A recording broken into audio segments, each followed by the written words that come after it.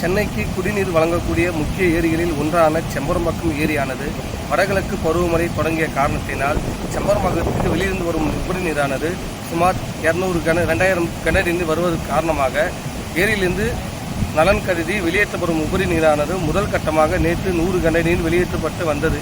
இன்று 2ஆம் நாளாக இன்று தொடர் மழை காரணமாக சுமார் 500 கனஅடி நீராக வெளியேற்றப்பட்டு வருகிறது.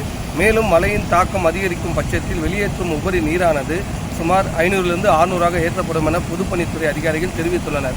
மேலும் இதிலிருந்து வெளியேற்றப்படும் உபரி நீரானது முடிச்சூர் கொல்லிமலைவாக்கம் வழியாக சென்று அடையாறு ஆற்று பாலத்தில் கலக்கும் என குறிப்பிடத்தக்கது. மேலும் தாழ்வான பகுதியில் உள்ள பொதுமக்கள் அனைவரையும் பாதுகாப்பான இடத்திற்கு கலெக்டரின் உத்தரவின் பேரில் பாதுகாப்பான பள்ளிக்கூடம் மற்றும் தனியார் மண்டபங்களில் தங்க வைக்கப்பட்டுள்ளனர்.